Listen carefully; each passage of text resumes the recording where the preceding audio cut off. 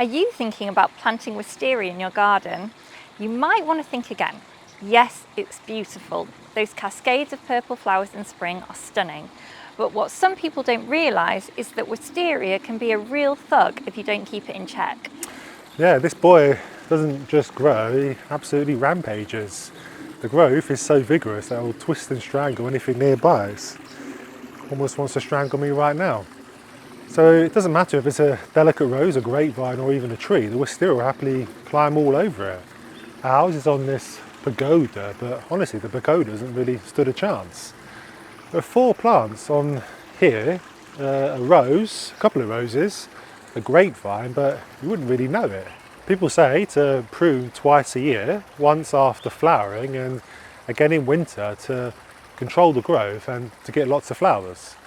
Now that is good in theory, but in practice it just doesn't touch the sides. I've already been at ours with secateurs 3 times this summer alone. Still it's gone wild. It's even blocking our paths around the patio, and that's with me being absolutely ruthless. So while the flowers are undeniably gorgeous, you need to know that this is not a low maintenance plant. You need the time and energy to keep up with its constant attempts at world domination. So, is it worth the chaos that it brings? We think it is. No growing season would be complete without a few sunflowers.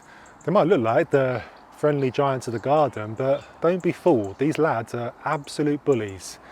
Everyone loves the cheery face of the head following the sun across the sky, but what you don't see is the havoc going on under the soil. The trouble is they don't do well in pots. You can try, but because they get so tall and need so much to eat and drink, a container simply can't hold enough nutrients or water to keep them happy. If you want them to reach their full, towering glory, they need to go in the ground. But the second you do that, they become greedy neighbours. Their root systems are vast and powerful, stretching out in every direction and grabbing hold of whatever they can. Sunflowers sure are thirsty and hungry, and they'll suck up everything around them with no regard for what else is trying to grow nearby. So we made the mistake of planting 3 sunflowers in this raised bed here, thinking that they'll look very nice alongside these artichokes here.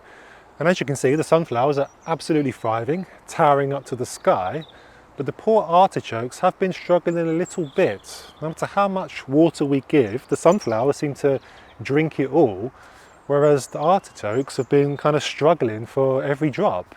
And it's not just about the water either. Sunflowers are heavy feeders too. They seem to strip the soil of nutrients so quickly that anything else sharing the space is basically left with scraps. Unless you're constantly feeding and watering, they'll outcompete and overshadow just about anything. So while sunflowers are undeniably beautiful and cheerful, treat them carefully. Give them their own patch away from other plants, and they'll be the stars of the show without bullying everything else in the garden. I'm sure this thing looked nice in its heyday, but these days it's looking like an overgrown monster.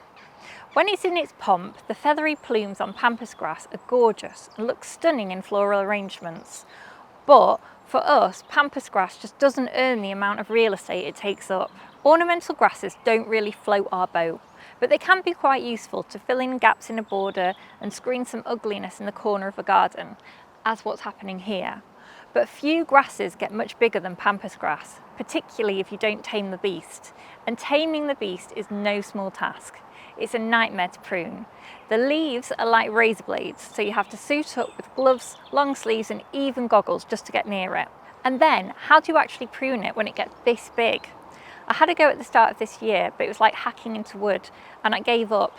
To be honest, we'd love to remove it altogether, but at this size it's more like a full-scale operation than a weekend job. We'd need a digger to get it out, and I'm not sure what it would do with the mountain of debris afterwards. If you love the look of pampas grasses, but don't have the space to accommodate them or the tough skin to prune them, there are alternatives. Some varieties of pennisetum or fountain grasses are smaller and won't take over your entire garden. Avoid pennisetum cetaceum though, as it's invasive and it's actually banned in the UK. Now, this one might shock you, but hear me out before you start destroying me in the comments. Lilacs can actually be a bit of a menace in the garden. Those delicate, fragrant flowers in the spring are wonderful for the 7 days that they actually last. This is the second garden we've had a lilac, And every time it's the same story. Suckers. If you've ever grown one, you'll know exactly what I mean. The shoots, it constantly sends up from the roots. If you don't keep on top of them, they'll take over a bed in no time.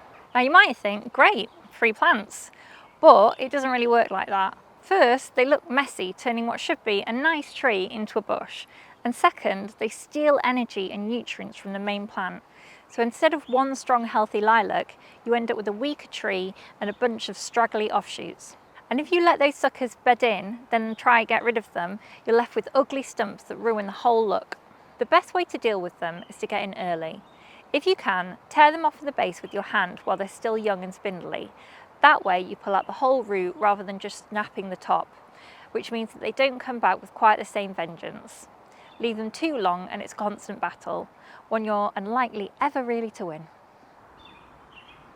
Just pop a few seeds in this raised bed and see what happens, Mr. Cheval said to me a couple of months back. Big mistake. If we'd known just how much chaos a single pumpkin plant can create, we'd have never planted more than one. Honestly, we could have filled this whole raised bed with just a single seed. Now, if you've grown pumpkins before, then you'll know exactly what I mean. Or even if you've been pumpkin picking before, then you'll have seen the evidence too. These plants don't just grow, they sprawl. I've never seen anything spread its arms and legs out quite like Mr. Pumpkin. At one point I was half convinced we were filming Little Shop of Horrors 3. They'll crawl and they'll smother anything in its path. And the more room you give, the more they seem to take. It's endless stems, endless leaves and endless pumpkins, which sounds great in theory, but in reality it's pure garden mayhem. It might look fairly neat now, but don't be fooled. That's only because we've been ruthless with the secateurs. The second a new stem appears, we're in there cutting it back. Otherwise, the whole lawn will be under a sea of pumpkin leaves by now. So the moral of the story is, unless you've got a spare field lying around, be careful how many pumpkin seeds you sow. One is plenty, trust me. We've got jasmine growing in our front garden, and the problem is that it hasn't been trained properly. What should be a graceful, fragrant climate has turned into a bit of a mess that we now need to deal with. The trick with jasmine is to start training it early. Tie the young stems onto a fence or trellis and keep guiding it through the season. If you keep on top of it, you'll get that lovely wall of flowers everyone dreams of. The trouble with ours is it was left to its own devices. And jasmine left alone doesn't politely climb up a trellis like you might imagine.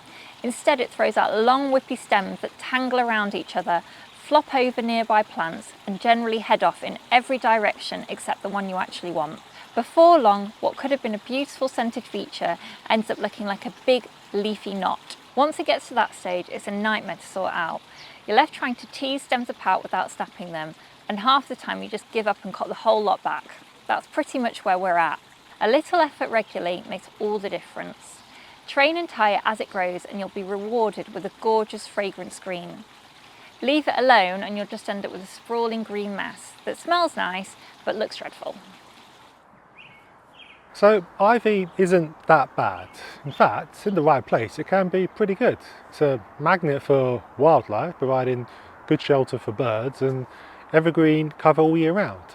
And as a tough ground cover, it can outcompete weeds and still look pretty good doing it. People even say it can help insulate a house when it grows up a wall, though I'm not entirely sure I do buy that. But left unchecked, ivy can become a bit of a menace. It spreads fast, clings to everything, and if you so much as turn your back, it will smother trees, shrubs, fences and flower beds. One minute you've got a beautiful birch tree like this, and then the next it's absolutely smothered in ivy. At ground level it forms a dense mat that crowds out more delicate plants, which is fine if you like a fairy tale garden look, but it's not really one for neat gardens. And while the aerial roots don't actually damage sound buildings, they will worm their way into the cracks in old building and damaged brickwork, which only makes the problem worse. It will happily climb into gutters too, where it blocks them and creates even more headaches. The trick with ivy is keeping the bully firmly in its place and saying no when it asks you for your lunch money. If it's climbing where it shouldn't be, then cut the stems cleanly at the base and let the top growth die off naturally. For ground level ivy, just keep pulling or forking out sections and trimming back anything creeping too far. Doesn't need chemicals, just a bit of vigilance and a willingness to keep telling it who's boss. There's one plant we all know causes chaos in the garden, bindweed. Once this weed gets loose in your beds and borders, there's no turning back. It strangles, smothers and takes over before you even notice it's there. The only way to deal with it is for some serious vigilance and the right approach. Luckily, we've put together a whole video showing you exactly what bindweed is, why it's such a nightmare, and some clever tricks to keep it under control. Watch it next before bindweed wins the war in your garden.